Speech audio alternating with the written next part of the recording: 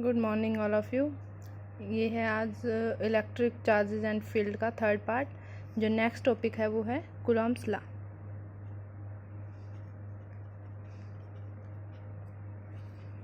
Coulomb's law.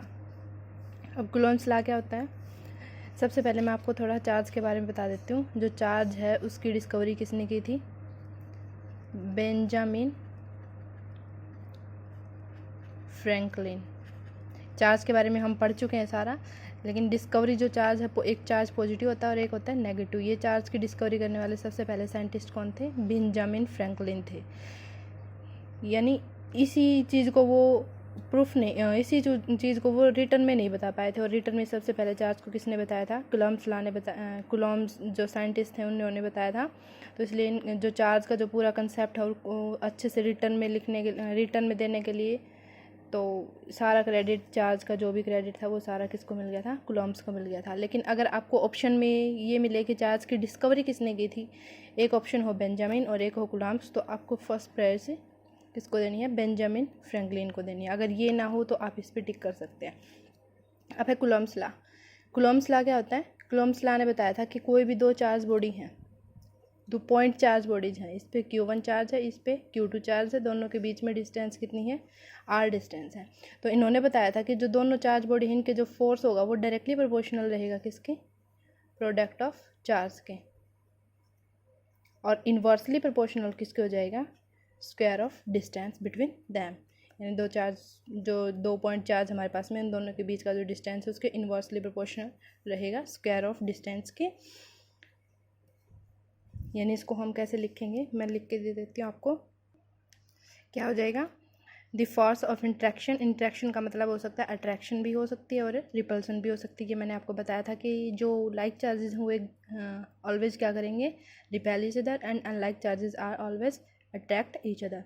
तो interaction का मतलब क्या हो जाएगा? दो चार्जेस के बीच में रिपल्सन भी हो सकती है और अट्रैक्शन भी हो सकती है। The force of interaction between any two point charges is directly proportional to product of the charges and inversely proportional to square of distance between them। ये मैंने आपको अच्छे से बता दिया कि जो दो चार्जेस रहेंगे वो उनकी जो प्रोडक्ट होगी वो फोर्स की क्या रहेगी? डायरेक्टली प्रोपोर्शनल रहेगी। और डिस्टेंस, दोनों चार्जेस के बीच की जो डिस्टेंस है वो किसके इक्वल रहेगी?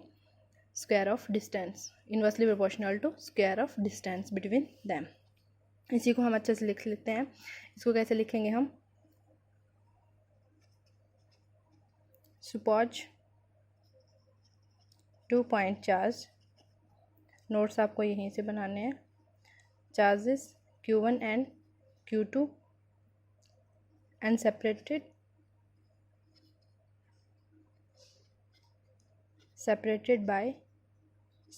इन वैक्यूम। वैक्यूम में ले रहे हैं हम ये, vacuum by a distance R। ये मैंने लिख दिया यहाँ पे। जो फोर्स वो डायरेक्टली प्रोपोर्शनल रहेगा प्रोडक्ट ऑफ चार्ज के, एंड इन्वर्सली प्रोपोर्शनल रहेगा square of distance between them.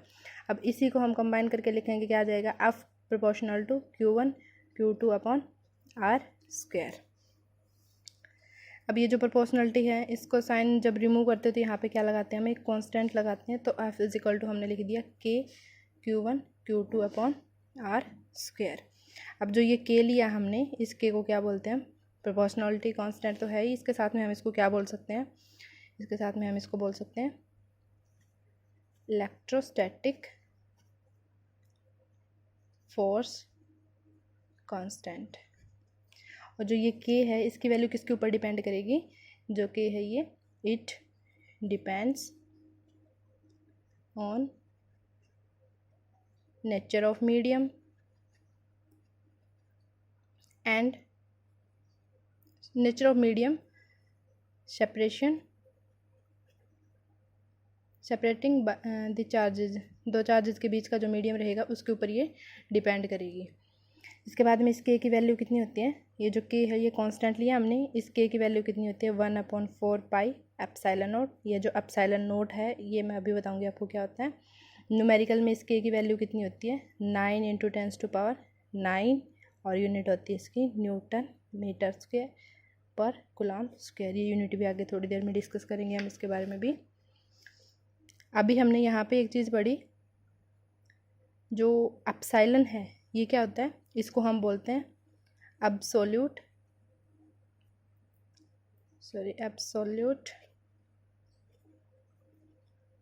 Electrical permittivity of the free space. Free space के लिए हम इसको एप्सिलॉन नॉट से लिखते हैं। मीडियम के लिए लिखेंगे तो यहाँ पे कितना आ जाएगा, यहाँ पे लिखेंगे एप्सिलॉन एम या एप्सिलॉन मीडियम लिख सकते हैं हम यहाँ पे। यानी इस के की वैल्यू अगर पुट करेंगे तो जो फोर्स हमारी उसकी वैल्यू कितनी आ जाएगी, के की जगह पे कितना पुट करेंगे 1/4 pi epsilon naught Q1 Q2 upon R square. अब इसके बाद में जो एप्सिलॉन है इसकी यूनिट डायमेंशन वगैरह हम आगे इसी टॉपिक में डिस्कस करेंगे। इसके बाद में हम लेते हैं एक एप्सिलॉन आर से भी दिखा सकते हैं हम इसके को। एप्सिलॉन आर की वैल्यू कितनी हो जाएगी, epsilon medium by epsilon note. ये जो epsilon medium by epsilon note कैसे आया, क्योंकि हमने ये निकाला था किसमें, वैक्यूम में, फ्री स्पेस में है। अगर हम इसको मीडियम में डिस्कस करेंगे तो फोर्स इन मीडियम कितना हो जाएगा, फोर्स मीडियम में हो जाएगा, जो कि कांस्टेंट हमारा वो किस में आ जाएगा, मीडियम में, Q1 Q2 by R square. और के मीडियम की वैल्यू कितनी हो जाएगी 1/4 पाई एप्सिलॉन नॉट इंटू में epsilon R Q1 Q2 by R square. यहाँ से जो ये है ये क्या है, एप्सिलॉन मीडियम की वैल्यू है। यहाँ से हम बता सकते हैं जो फोर्स है, यहाँ पे देखो 1/4 पाई एप्सिलॉन नोट है, या क्या है इसको क्या 1/4 pi epsilon naught Q1 Q2 upon R square को क्या लिख सकते हैं हम, फोर्स किस में हमारा, वैक्यूम में है। फोर्स वैक्यूम अपॉन में कितना आ जाएगा, एप्सिलॉन आर। यहाँ से एक इम्पोर्टेंट फॉर्मूला बनता है, वो क्या बनता है, जो के मीडियम है वो किसके इक्वल हो जाएगा, के वैक्यूम बाय एप्सिलॉन आर। मतलब जो मीडियम का जो फोर्स था, जो मीडियम में हम कांस्टेंट यूज़ करते हैं वो क्या आ जाएगा, वैक्यूम अपॉन में जो मीडियम का है के यूज़ करते हैं हम वो। अब जो इसके आगे बात करते हैं हम इसकी कुछ एक और, जो एप्सिलॉन आर था इसको हम के से भी डिनोट कर सकते हैं, और इसको हमने बोला था इलेक्ट्रोस्टैटिक फोर्स कांस्टेंट बोला था। इसके बाद में हम इसको बोल सकते हैं रिलेटिव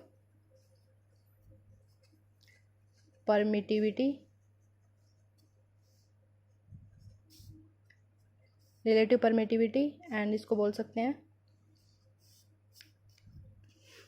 और क्या बोल सकते हैं इसको, स्पेसिफिक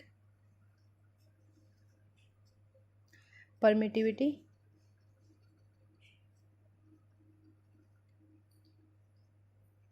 एंड डाइलेक्ट्रिक कांस्टेंट भी इसको बोल सकते हैं। इसके बाद में इसकी वैल्यू आती हैं, जो के है डाइलेक्ट्रिक कांस्टेंट है, इसकी वैल्यू होती है एप्सिलॉन आर, या फिर के की वैल्यू 1 होती है फॉर वैक्यूम या एयर बोल सकते हैं। Epsilon R is equal to कितना हो जाएगा, 81 हो जाएगा for water. Epsilon is equal to infinity हो जाएगा फॉर ऑल द मेटल्स। ये इसकी वैल्यूज़ हैं जो आपको याद रखनी है। इसके बाद में हम इसकी यूनिट एंड डायमेंशन डिस्कस करते हैं। Unit and dimension and value of epsilon. सबसे पहले हमने जो फॉर्मूला कैलकुलेट किया वो कितना है, फोर्स इज इक्वल टू कितना होता है 1/4 pi epsilon naught Q1 Q2 upon में कितना आ जाएगा आर स्क्वायर। यहाँ से एप्सिलॉन को इधर ले आओ और फोर्स इधर आ जाएगा, फॉर्मूला बन जाएगा हमारे पास में epsilon is equal to 1/4 pi force Q1 Q2 upon R square. यहाँ से सबसे पहले यूनिट कैलकुलेट करते हैं हम। 1/4 पाई क्या है, कांस्टेंट है, तो कांस्टेंट क्या होती है, कांस्टेंट टर्म है, कांस्टेंट टर्म डायमेंशन लेस होती हैं, तो ये बन जाएगी 1/4। फोर्स की यूनिट कितनी होती है न्यूटन, चार्ज की यूनिट कितनी हो जाएगी कूलाम, सेकंड की कूलाम, तो ये हो जाएगी अपॉन में जो आर स्क्वायर है इसकी कितनी आ जाएगी, डिस्टेंस है, ये डिस्टेंस को किस में मेजर करेंगे हम, मीटर में, ये बन जाएगी कूलाम स्क्वायर पर न्यूटन मीटर स्क्वायर। इसके बाद में आता है डायमेंशन। डायमेंशन क्या हो जाएगा इसका, इसी फॉर्मूले से हम इसका डायमेंशन जनरेट करेंगे। क्या बनेगा, ये जो कांस्टेंट टर्म है ये क्या है, डायमेंशनलेस है, 1/4। फोर्स का डायमेंशन कितना होता है, m1 L1 T-2। और चार्ज का डायमेंशन कितना होता है, 80। सेकंड चार्ज का भी कितना हो जाएगा, 80। और डिस्टेंस लेंथ का स्क्वायर, ये मैं बता देती हूँ आपको 80 कैसे आया। करंट का फॉर्मूला कितना होता है, चार्ज बाय टाइम। और यहाँ से हमें चार्ज का कैलकुलेट करना है, तो चार्ज का फॉर्मूला क्या बन जाएगा यहाँ से, I इंटू में T। और करंट का क्या होती है, एम्पियर। और टाइम को किस में करते हैं हम, T में। यहाँ से चार्ज का डायमेंशन फॉर्मूला जनरेट हो गया। अब इसको सोल्व करते हैं। इसको सोल्व करेंगे हम, ऊपर लेके जाएंगे, कितना आ जाएगा, m-1 L, यहाँ पे 1 और यहाँ पे स्क्वायर है, तो ये कितना हो जाएगा, L3 ऊपर जाएगा तो कितना आ जाएगा, माइनस यहाँ पे T का स्क्वायर है, यहाँ पे कितना है, यहाँ पे भी T स्क्वायर है, जब ये ऊपर जाएगा किस में आ जाएगा, प्लस में T⁴ और एम्पियर यानी A की पावर कितनी हो जाएगी, 2। ये है इसका डायमेंशन। अब इसकी वैल्यू क्या आ जाएगी, हमने अभी पढ़ा था कि जो K है उसकी वैल्यू कितनी होती है, 4πε0। और इस K की वैल्यू मैंने अभी बताई थी, K की वैल्यू न्यूमेरिकल वैल्यू कितनी होती है, 10⁻⁹। और आगे यूनिट भी बताई थी, आप यूनिट ऐसे ही जैसे हमने एप्सिलॉन की यूनिट कैलकुलेट किया ना, आप ऐसे K की यूनिट भी कैलकुलेट कर सकते हैं, जो मैंने पीछे लिखी हुई है, आप पीछे वीडियो में देख सकते हैं। तो यहाँ से इसकी वैल्यू कैलकुलेट करेंगे हम, तो यहाँ से एप्सिलॉन की वैल्यू कितनी आ जाएगी, 1/4π इंटू में K। और 1/4 की वैल्यू 4, पाई की वैल्यू 3.14 और K की वैल्यू कितनी है, 9 × 10⁻⁹। जब ये पूरा सोल्व करते हैं तो इसकी वैल्यू कितनी आती है, 8.85 × 10⁻12। और यूनिट कितनी आई थी इसकी, कूलम्ब स्क्वायर पर न्यूटन पर मीटर स्क्वायर, ये है इसकी यूनिट। इसके बाद में हम चार्ज की कुछ अनदर यूनिट है उनके बारे में डिस्कस करते हैं। नेक्स्ट टॉपिक हमारा यूनिट्स ऑफ चार्ज। चार्ज की जो यूनिट है, मैंने SI यूनिट बताई थी आपको पहले, SI यूनिट है चार्ज की, वो क्या आती है, कूलम्ब। नेक्स्ट पेज पे देखते हैं।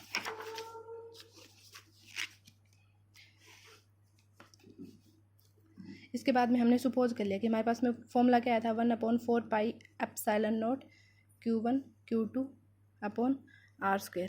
ये फॉर्मूला आया था हमारे पास में, हमने सपोज कर लिया, सपोज Q1 = Q2, ये हमारे किसके इक्वल है, Q के इक्वल है। और डिस्टेंस हमने कितने ले ली, 1 मीटर ले रखी है। तो जो फोर्स है वो हमने ले लिया 9 × 10⁻⁹ न्यूटन। तो ये फॉर्मूला किसके इक्वल हो जाएगा, फोर्स की वैल्यू कितनी है, 9 × 10⁻⁹। और इसके बाद में क्या है, 1/4πε0, ये क्या होता है, K की वैल्यू। और K की वैल्यू कितनी होती है, 9 × 10⁻⁹। चार्ज हमारा किसके इक्वल है, ये भी Q के इक्वल, ये भी Q के इक्वल, तो कितना आ जाएगा, Q²। और डिस्टेंस कितना है, 1 का स्क्वायर कितना आ जाएगा, 1। ये कैंसिल आउट हो जाएगा। यहाँ से Q² किसके इक्वल आ गया, 1 के। और Q किसके इक्वल आ जाएगा, ±1 के इक्वल आ गया। यहाँ से हम 1 कूलम्ब की डेफिनेशन दे सकते हैं। और 1 कूलम्ब की डेफिनेशन क्या हो जाएगी, देखो हमने यहाँ पे पढ़ा, चार्ज हमने क्या लिया, सेम लिया है। चार्ज अगर हमने सेम लिया है, हमने अभी पढ़ा, पीछे वाली वीडियो में पढ़ा था कि जो सेम चार्जेस होते हैं वो एक दूसरे को क्या करते हैं, रिपेल करते हैं। मतलब जो हमारा चार्ज रहेगा वो 1 मीटर डिस्टेंस पे रिपल्सन होगी। कितने फोर्स से रिपल्सन होगी, 9 × 10⁻⁹ न्यूटन से। इसको मैं लिख देती हूँ। 1 कूलम्ब की क्या हो जाएगी यहाँ से डेफिनेशन, जैसे मैंने आपको बता दिया कि सेम चार्ज एक दूसरे को क्या करेंगे, रिपेल करेंगे। ये पूरा प्रोसेस हमने किस में किया था, वैक्यूम में किया था। तो हम इसकी डेफिनेशन लिखेंगे, 1 coulomb is that charge which when place in vacuum at distance 1 metre. हमने R की वैल्यू कितनी ली थी, 1 मीटर ली थी, तो डिस्टेंस कितनी रखेंगे हम, 1 metre, from an equal and similar charge. क्योंकि हमारे Q² की वैल्यू कितनी थी, 1 थी, मतलब दोनों हमने चार्जेस की वैल्यू क्या रखी थी, सेम रखी थी। तो यहाँ पे क्या आ जाएगा, equal and similar charge would repel like charges एक दूसरे को क्या करते हैं, रिपेल करते हैं। और कितने फोर्स से रिपेल करेंगे वो, 9 × 10⁻⁹ न्यूटन से रिपेल करेंगे। अब ये तो थी इसकी SI यूनिट थी चार्ज की, कूलम्ब। अब CGS में बात करते हैं। CGS में चार्ज की यूनिट होती है स्टेट कूलम्ब। चार्ज की यूनिट क्या हो जाएगी यहाँ से, स्टेट कूलम्ब। और इसी को हम बोल सकते हैं इलेक्ट्रोस्टैटिक यूनिट, इलेक्ट्रोस्टैटिक यूनिट, इसको हम शॉर्ट में बोल सकते हैं ESU। और इसको हम अनदर यूनिट भी बोल सकते हैं, it is also called Franklin, क्योंकि जो चार्ज को डिस्कवर किया था वो किसने किया था, बेंजामिन फ्रैंकलिन ने डिस्कवर किया था, तो इसकी यूनिट हम फ्रैंकलिन भी बोल सकते हैं, इसलिए हम लिख देंगे it is also called Franklin. अब और यूनिट है इसकी, जो 1 इलेक्ट्रॉन पे जो चार्ज होता है ना वो किसके इक्वल होता है, कितने स्टेट कूलाम के इक्वल होता है वो 1 इलेक्ट्रॉन पे कितने स्टेट कूलाम होते हैं, 4.8 इंटू 10⁻⁻10 स्टेट कूलाम। और 1 इलेक्ट्रॉन पे कितना होता है, 1.6 इंटू 10⁻19 कूलाम।